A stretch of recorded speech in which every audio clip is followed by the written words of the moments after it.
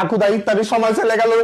রুবিনা চাচি বেসন গুলালি, গুলাইছি, আলু কাটলি, কাটছি, বেগুন কাটলি, কাটছি, পেঁয়াজ কাটলি। করছি। মা আমি যাচ্ছি। কোথায়? ওই বাইরে বন্ধুদের সাথে ইফতার। রমজান মাস অর্ধেকও যেতে পারলো না, তোমার বাইরে ইফতারে যাওয়া শুরু হয়ে গিয়েছে। আজ হবে না কাল যেও। কাল তো ভার্সিটি ফ্রেন্ডদের সাথে ইফতার। পরশু পরশু ক্লাসমেটদের সাথে ইফতার। তরশু ক্লোজ ফ্রেন্ডদের সাথে ইফতার। হ্যাঁ। চাচি আলু কি কাটবো?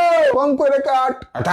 তারপর গ্রুপের মধ্যে ইফতার, হ্যাঁ। ক্লোজ গ্রুপের মধ্যে ইফতার, হ্যাঁ। জুনিয়র সিনিয়র ইফতার, হ্যাঁ। সিনিয়র জুনিয়র ইফতার, আবার শুধু জুনিয়রের সাথে ইফতার, হ্যাঁ। শুধু সিনিয়রের সাথে ইফতার, বেস্ট ফ্রেন্ডের সাথে ইফতার, ফ্রেন্ডের কমন ফ্রেন্ডের সাথে ইফতার, কমন ফ্রেন্ডের সাথে ইফতার, আবার জেলা কল্যাণের ইফতার। তারপর বাবা আরো আছে, আছে না, অ্যালামনাইয়ের কথা তো ভুলেই গেছি। তো শুনে গরম লাগছে। স্কুল অ্যালামনাই ইফতার, কলেজের অ্যালামনাই ইফতার, ভার্সিটি অ্যালামনাই ইফতার। বিশাল টাইট শিডিউল। হ্যাঁ, কেউ কি বাদ গেল নাকি সেটাই ভাবছি। এত ইফতার কার জন্য বানাচ্ছি গো?